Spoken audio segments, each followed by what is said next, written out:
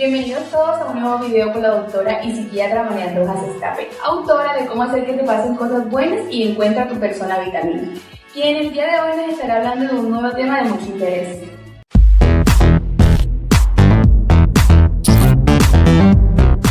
Está rondando. ¿Qué podemos hacer para gestionar esta situación? Lo primero de todo es ser conscientes de cómo estamos a día de hoy. Y yo aquí hago dos preguntas. Me encantaría que las apuntarais y que luego en un momento dado que tengáis tiempo las penséis. ¿Qué ha significado el coronavirus para mí? Y a día de hoy, ¿qué he aprendido de ello? ¿Qué significado es viendo en el pasado? ¿Qué he aprendido mirando hacia el futuro? ¿Por qué? Porque a todos nos ha enseñado algo.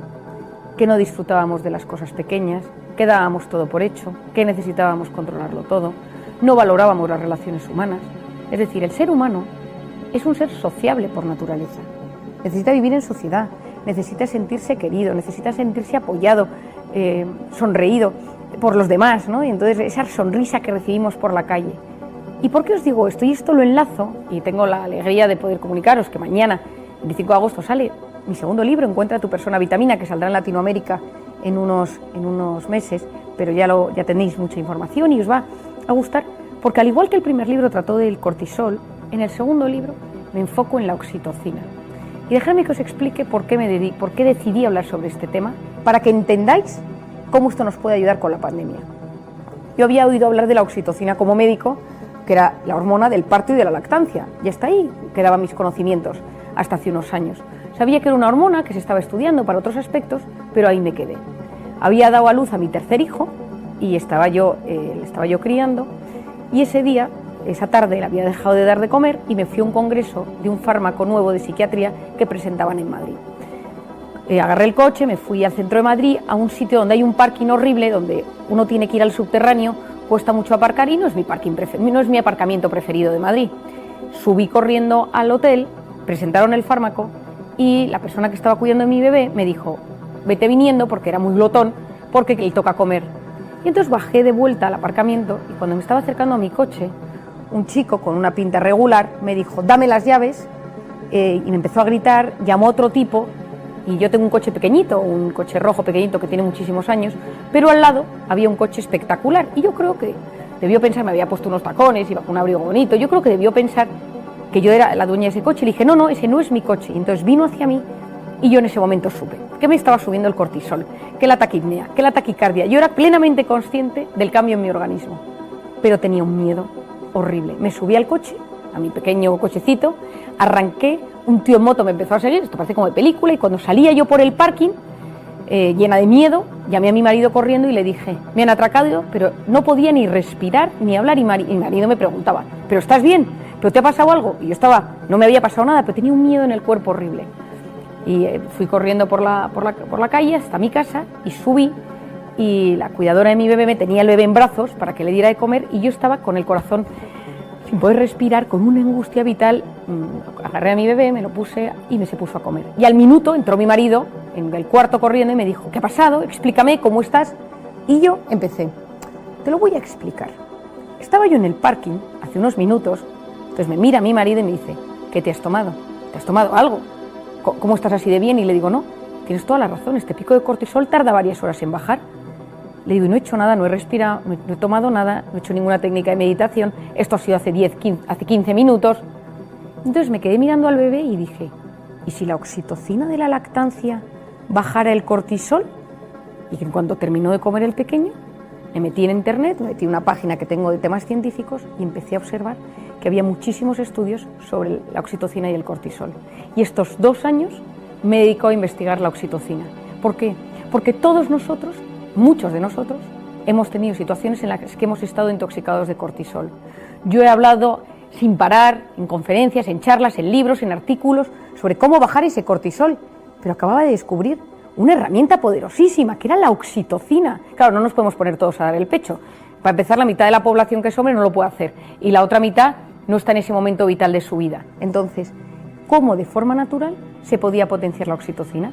Y eso me ha llevado a investigar estos años, y especialmente en la pandemia, cómo poder hacerlo. La oxitocina, os voy a explicar un poquito de ella, es la hormona de la lactancia y el parto, efectivamente, pero es la hormona de la empatía, de la confianza, de la inteligencia emocional, de los abrazos, del vínculo.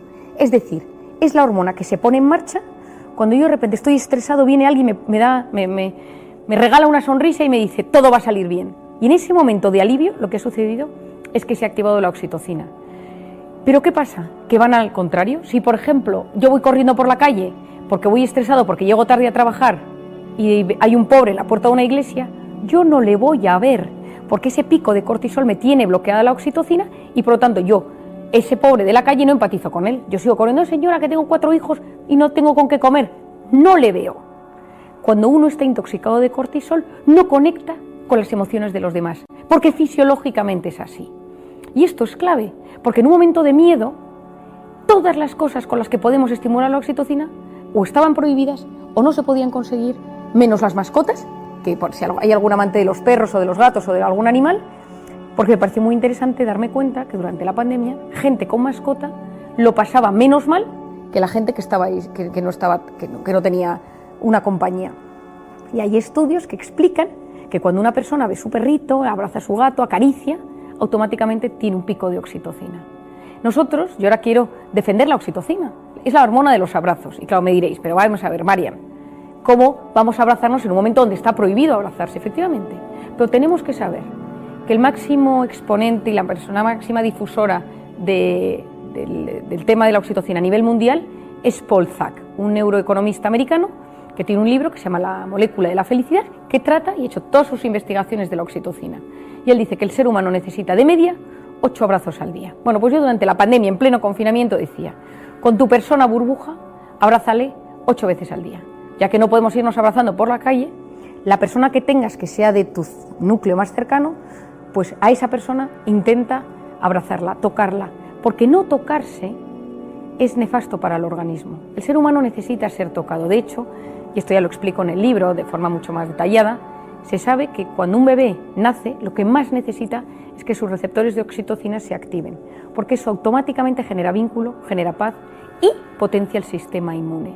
Ahora mismo, si hay algo que queremos todos, aparte de estar bien físicamente y de la cabeza, es potenciar nuestro sistema inmune. Y sabemos que con la oxitocina lo podemos conseguir. Cantar, recibir un masaje, dar un abrazo, con comillas, digo lo de darse un abrazo, sonreír a otra persona con la distancia. La mascarilla nos ha hecho mucho daño porque las neuronas espejo no han funcionado. Nosotros necesitamos vernos las caras, empatizar con el de enfrente, verle triste, verle contento, ver cómo se siente. Ahora en los sitios, en los países donde podáis, que la gente sonría, porque eso generalmente cambia el organismo, modifica el riego de sangre en la corteza prefrontal, que ya os he dicho que es básica para nuestro organismo. Por lo tanto, ¿cómo bajamos ese cortisol? Aparte de estimular profundamente la oxitocina, el ejercicio. El ejercicio es básico, porque cuando hacemos ejercicio activamos una sustancia que no quiero que nadie se acuerde del nombre, que se denomina BDNF, factor neurotrófico derivado del cerebro, que mejora nuestra capacidad de entender, de comprender, de memorizar, básica para el organismo. El ejercicio es buenísimo porque libera cortisol y cualquiera que lo haya hecho lo sabe. La segunda es la voz interior, es decir, que nuestra voz interior sirva para apoyarnos y no para hundirnos. Cuidado con el autoboicot que nos lleva a fracasar antes de haber empezado algo. Todos nosotros tenemos una voz que va comentando la jugada. Has engordado, tu jefe no te hace caso, tu suegra está insoportable, tu hijo es un lento, eres un pesado, tú eres culpable, no lo vas a conseguir. Esa voz tiene un impacto directo en nuestras células, en nuestro sistema inmune y en nuestros genes en tiempo real. Muchas veces, esto lo explico con mucho detalle en el libro, pero esto muchas veces cuesta desactivarlo. En mi primer libro yo hablaba mucho de esa voz interior hay que educarla, pero mucha gente me decía, ¿de dónde viene esa voz? En el segundo libro busqué la respuesta que más me convencía a ello y diseñé un algoritmo, un dibujo que se llama la grabadora. Y es como nuestra infancia y nuestros recuerdos han tenido un impacto brutal en la voz interior en la edad adulta y cómo identificarlo y cómo hacer frente a ello. Lo tercero es rodearnos de personas vitamina. Las personas vitamina son aquellas personas con las que estás 5 o 10 minutos y automáticamente potencian tu sistema inmune. La persona vitamina es aquella con la que estás un rato y mejoras. Da igual que haga un año que no la ves que 10 minutos. Y las personas tóxicas son aquellas que nos intoxican de cortisol. Nadie es tóxico de por sí, pero hay personas que nos producen una subida de cortisol y nos intoxican de esa hormona y nos enferman. Por eso, y esto también lo explico con mucho detalle en este libro, por eso es tan importante gestionar las personas tóxicas. Muchos se han visto confinados, se han visto encerrados en un ambiente donde había personas con las que no se sabían llevar bien, con las que no había un trato saludable, con las que no había pues un padre, una madre, un matrimonio que no funciona, una pareja, un hijo que es muy conflictivo.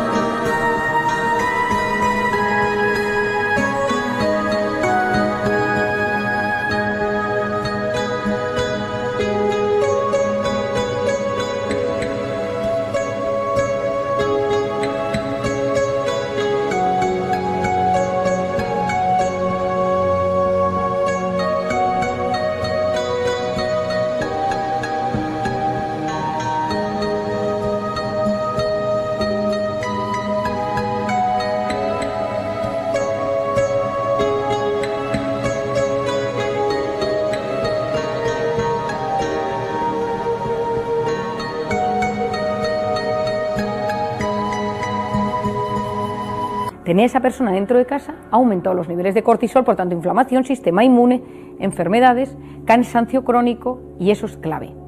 La cuarta es todo el concepto de la meditación o del mindfulness o de la oración. Yo siempre doy las tres opciones porque cada uno, según sus creencias o según su forma de ser, le puede ser más útil uno u otro. ¿A qué me refiero? El mindfulness es la atención plena en el momento presente, con técnicas de respiración. La meditación está más enfocada según cómo cada cual lo pueda hacer. La oración es las personas que tienen una creencia sobre un ser superior, y cualquiera de estas tres bien enfocadas son muy útiles y muy saludables para el organismo. Yo me acuerdo hace unos años trabajando en un hospital en Londres, que le pregunté al jefe, al que más sabía de temas de mindfulness, y me dijo: todo funciona siempre y cuando haya dos actitudes: aceptación y abandono. Las personas que son creyentes tienen esta suerte de poder creer en un ser superior que les quiere, pero hay un montón de técnicas que nos ayudan a conectar con la respiración, con nosotros mismos, y frenar el cúmulo de cosas. Hay que tener cuidado. Yo suelo recomendar sobre todo mindfulness, meditación o oración para lo que lo necesite. Hay otras técnicas que no me convencen tanto porque he visto a veces efectos perjudiciales en las personas. Y para mí lo más importante es que el ser humano aprenda a salir de su estado de alerta y entre en su estado de recuperación. Esto en medicina, en psiquiatría, en psicología, en medicina interna, en fisiología, en biología se denomina sistema nervioso simpático, cortisol, estado de alerta, sistema nervioso parasimpático. El ser humano no está diseñado para vivir en modo alerta. El ser humano está diseñado para, de vez en cuando, estar en modo alerta y hacer frente a un desafío, desconectar, pasar al parasimpático, recuperar el sistema inmune, recuperarse mentalmente, psicológicamente, físicamente, para volver a pasar al sistema simpático. Si vivimos siempre en modo alerta, nos enfermaremos. Siempre, siempre, porque nuestro cuerpo, nuestro organismo y nuestra mente no aguantan vivir en guerra, vivir en batalla real o imaginaria constantemente. Y finalmente la alimentación. La alimentación es muy útil. Las dietas hoy en día son múltiples y hay miles de teorías. Hay dietas antiinflamatorias que son muy poderosas para estos casos. Yo, en personas que han pasado situaciones de mucho estrés, que han atravesado el COVID, que se notan hinchadas, inflamadas, yo les recomiendo dietas antiinflamatorias, y soy una fiel defensora, y esto lo sabe mucha gente, del omega 3 y de los probióticos. El omega 3 desinflama, potencia la red neuronal, mejora las arterias, y por el otro lado los probióticos, tomados en el momento adecuado y los que son correctos, nos regulan nuestro aparato intestinal. Por lo tanto, si hacemos un pequeño resumen, nos damos cuenta que cada cosa que nos sucede va teniendo un impacto a nivel físico y a nivel psicológico. Es decir, todo lo que nos sucede nos afecta de alguna manera, y lo importante es que seamos conscientes de ello. ¿Cómo me ha afectado la pandemia? ¿Soy mejor o soy peor persona? ¿Cómo han afectado esto a mis relaciones sociales? ¿Ha cambiado alguna de las ideas más importantes que yo tenía sobre la vida, sobre la muerte, sobre la enfermedad, sobre el esfuerzo, sobre el disfrute? A mí me encanta hablar, filosofear con mis pacientes sobre la evolución de sus pensamientos a lo largo de este año. Ser conscientes de cómo estamos, si estamos tristes, si estamos contentos, si estamos agotados. Casi todos, no conozco a casi nadie que no necesite unas vacaciones. Yo la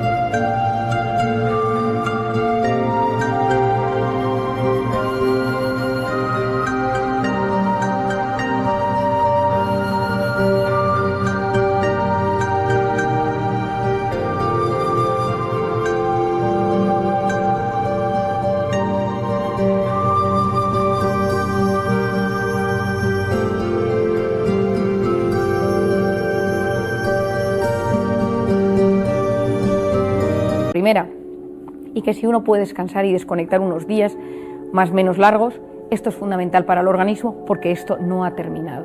Es decir, hay variantes, la vacuna funciona casi siempre, pero estamos viendo casos en los que es refractaria. Tengamos cuidado y aprendamos a cuidar nuestra mente para que esto no nos juegue una mala pasada a nivel psicológico. Ser prudentes, saber quiénes son mis personas vitamina, saber cuándo me estoy quemando, saber cuándo estoy a punto de romperme, saber cuándo mi organismo me está hablando y me dice, cuidado, te estás yendo demasiado al límite, porque nos cuesta escuchar a nuestro organismo y cuando lo escuchamos es porque ya nos hemos roto. Y el organismo nos va mandando señales a lo largo de nuestra vida para avisarnos de que las cosas no van bien. Y finalmente, una última idea. Vosotros estáis en el ámbito educativo y habéis tenido un reto terrible, que es las clases online. Es decir, muchos seguro que me habréis escuchado porque yo soy una fiel defensora del mundo offline para estar bien preparados en el mundo online. Estoy convencido que los países que empiecen a incorporar a sus alumnos a las aulas notarán un cambio en la capacidad de estos niños, de jóvenes, adolescentes, de prestar atención. Observaréis que a veces falta motivación, que están dispersos, porque esa corteza prefrontal con tanta pantalla pues ha tenido sus consecuencias. Paciencia, iremos dando poco a poco tips para que esto ayude. Esto es como, yo a veces lo llamo el detox del online. En muchos sitios, en España sobre todo, se ha recomendado este verano desconectar, la menos pantalla posible, porque cuando uno sabe conectar bien con la vida real, sabe gestionar bien su mundo online. ¿Qué sucede? ¿Qué es lo que nos llega a través de la pantalla? Nos llegan alertas y esas alertas activan todo nuestro sistema y nos ponen, ¿me querrán? ¿Me habrán puesto un like? ¿Me contestarán? ¿Habrá pasado algo en el mundo? Y eso nos impide desconectar y estar tranquilos. Por eso, que sea yo quien domine el dispositivo y no el dispositivo a mí. Cuando sea estrictamente necesario, me meto y lo hago. Una cosa a la vez. No existe la multitarea, está más que demostrado que es una alternancia continuada de la atención, cambio de foco de atención de uno a otro. Por lo tanto, lo que hago, lo hago y cuando desconecto, pongo modo avión o cuando estoy con un ser querido, el teléfono en el bolso, en el bolsillo, en la mochila, en la habitación, porque no hay nada que valoremos más en esta vida es que nos presten atención con todos los sentidos. Y la pantalla ha hecho que hoy en día tú estás en Zoom, pero estás haciendo 4 cosas a la vez, no estás pendiente, estás con alguien y cuando por fin tienes a alguien de cuerpo real, estás en el teléfono con alguien que está conectado. Yo lo que pido, lo que sugiero es que aprendamos a valorar a las personas cuando las tenemos cerca. Que si tenemos a alguien por Zoom, por Teams, por WhatsApp, por lo que sea, que estemos pendientes de esa persona, que evitemos al máximo la dispersión, porque esto ayudará a que cuando todo esto pase, nuestro cerebro se quede lo menos tocado posible.